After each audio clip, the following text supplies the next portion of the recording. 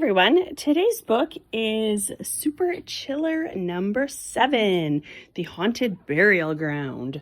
This book was published in 1994 and plays into basically every single negative stereotype about burial grounds. So it is obviously set at Halloween time.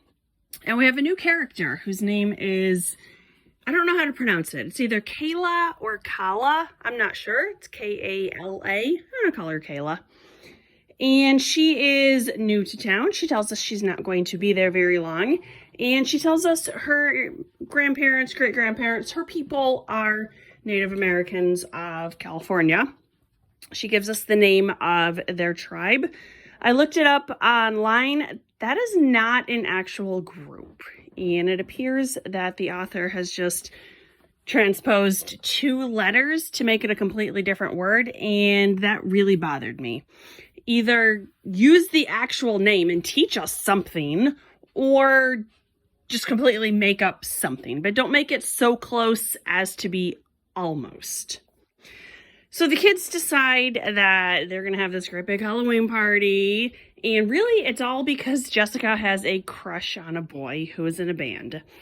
And she decides that he will play at her party if it's a major party. And Jessica, you're 12, he's in high school. We've already learned this lesson.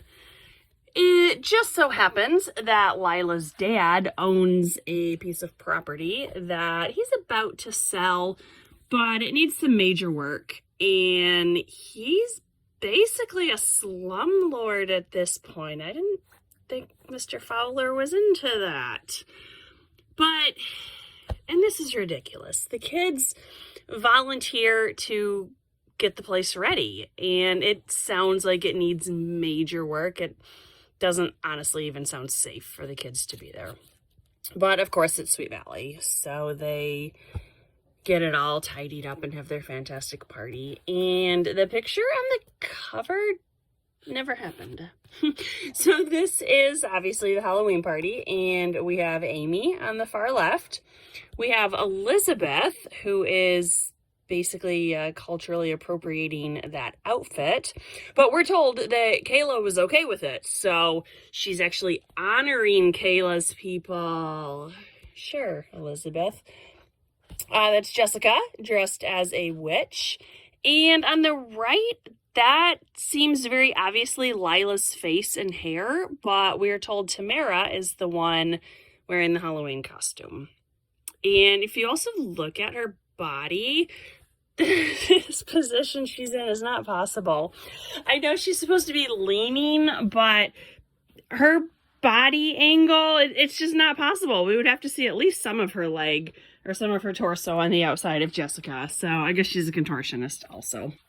For what it's worth, in 1994, Halloween was on a Tuesday. And this story is so preposterous that these 12-year-olds are having a raging Halloween party in an abandoned building that's not safe for human consumption on a Tuesday. But of course, Jessica's big crush agrees that, yeah, the band will play. And while the party's going on, there's this, basically the house collapses, and we're never explained why.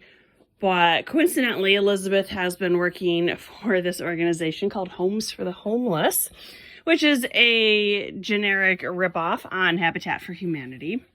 And one of the men that is the supervisor of it happens to be in the same tribe as Kayla. But of course, he's out of town when Elizabeth finds a burial plot. So there's no one that she can talk to. Oh no, what are we going to do? And eventually, Mr. Fowler scraps his plans to build an 18-story office building on this site, and he's going to donate it to the Boy Scouts instead.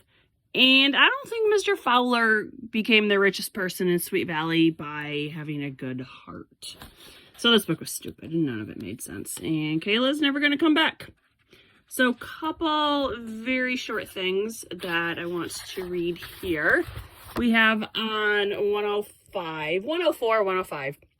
This is when the girls are at the house doing some work.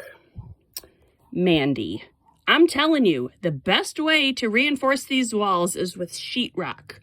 It's quick and it's cheap. We only need it to stand for one night. 105, Janet. I say forget the sheetrock. We'll use some of that lumber outside for reinforcement beams. Mandy. But that lumber is rotten. Janet. I am the chief contractor, and I know what we're doing, which means we'll do it my way, or we won't do it at all. And if this house needs sheetrock and a lumber reinforcement, this is not work for 12 and 13-year-old girls to be doing. It's not work for anyone in our series to be doing. Either you get a contractor to do it right, or you tear down the building altogether. But I also question Mandy's expertise with sheetrock. I mean, granted, I have hung it before, and it is a major pain. It's not anything that I was doing at 12 years old, and I seriously question that she's doing it as well. On 136, this is Elizabeth. And, she's our perfect student. It had been an incredibly busy week. 2 tests, 3 book reports, and an open book quiz. I'm really questioning the 3 book reports. Most of the schools I've worked at, you do 3 book reports over the entire semester. Maybe not even that many. So I know Sweet Valley doesn't have good schools, but this is just ridiculous that she's doing 3 book reports in 1 week. And we know she does her homework on time, so they all had to have been assigned and due in the same week, which just doesn't seem right. I mean, what are the kids who aren't Elizabeth doing for time management? Are they supposed to read all 3 books in 1 week? Because you know most of these kids don't read their books ahead of time. This is so ridiculous. This is when Elizabeth is talking to one of the contractors. This is on page 152. The man stood and pulled on his suspenders. After our conversation the other morning, I kind of got the impression that clubhouse was important to you girls. So I told Mr. Fowler, and he told us that on the day after Halloween, we should plan on moving the shack to another piece of property nearer town. Ain't that great?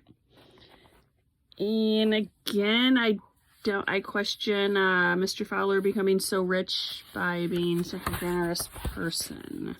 I could see him do it as a tax write-off. But again, if the house is in such bad shape that it needs structural reinforcement, it's not going to move very easily. It's probably going to collapse as soon as the trucks show up. And then, this is on 170. This is just nitpicky. Jessica, she was dressed in Mrs. Wakefield's long black dress, and her hair was piled high on her head, which obviously is not what happened on the cover. So that's just really nitpicky.